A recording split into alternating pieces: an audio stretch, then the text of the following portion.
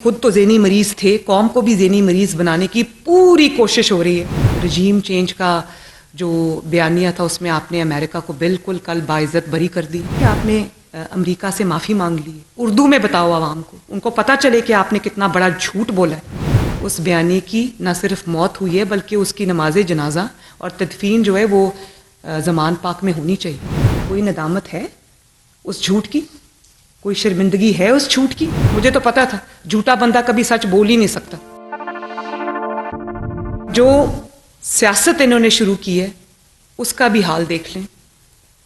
मतलब ज़हनी मरीजों की एक सियासत शुरू कर दी है। कौम को भी, खुद तो ज़हनी मरीज थे, कौम को भी ज़हनी मरीज बनाने की पूरी कोशिश हो रही है। पहले, अब कल मैं टीवी देख रही थी, जब से ये गवर्नमेंट ये वोट ऑफ नो कॉन्फिडेंस इनको लगा कि कामयाब होगा, तो जी यूएस ने, अमेरिका ने हमारे ख़िलाफ़ साजिश कर दी। अमेरिका रजीम चेंज साजिश हो गई जी। और अमेरिका, डोनाल्ड नू ने हमारे ख़िलाफ़ साजिश कर दी। वो साइफ़र आ गया अचानक कहीं से। मैं तो उस वक्त भी कहा था कि ये साइफ़र फ्रॉड के सिवा कुछ नहीं।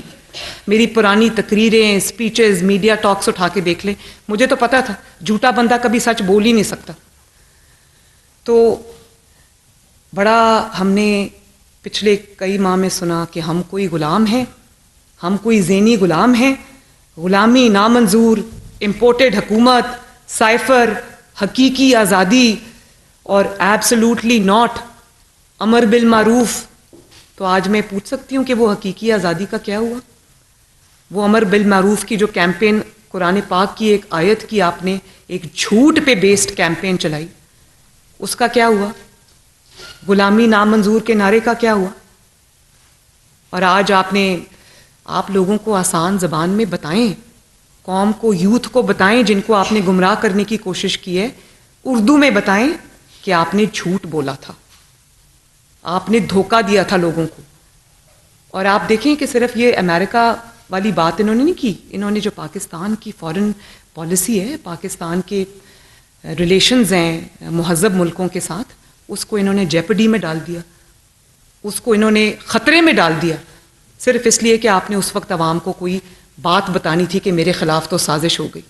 और वो जो जलसों में ख़त लहराते थे कि ये साइफ़र है, वो ख़त आपने कहा कि मैंने सुप्रीम कोर्ट में भी भेजा, किधर गया वो बयानिया?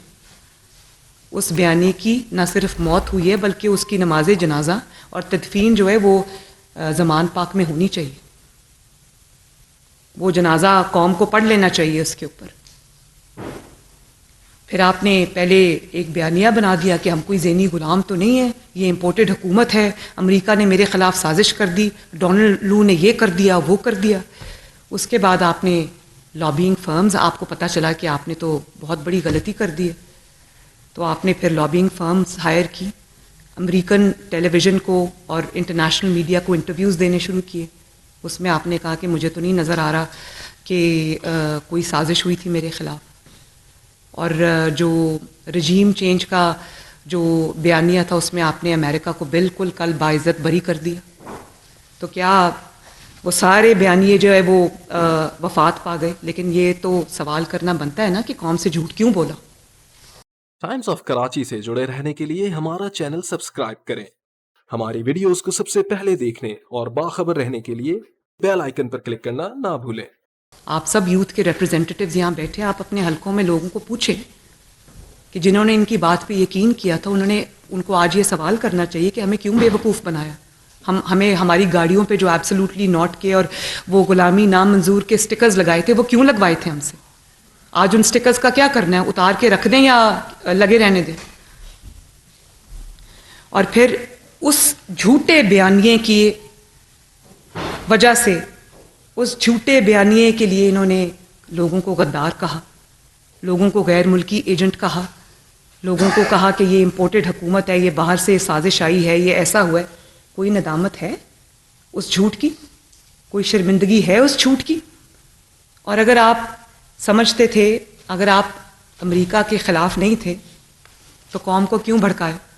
क्यों पाकिस्तान के जो अमेरिका के साथ या वेस्ट के साथ जो रिलेशंस थे उनको आपने जेपरडाइज किया? क्यों आपने उनको ख़तरे में डाला?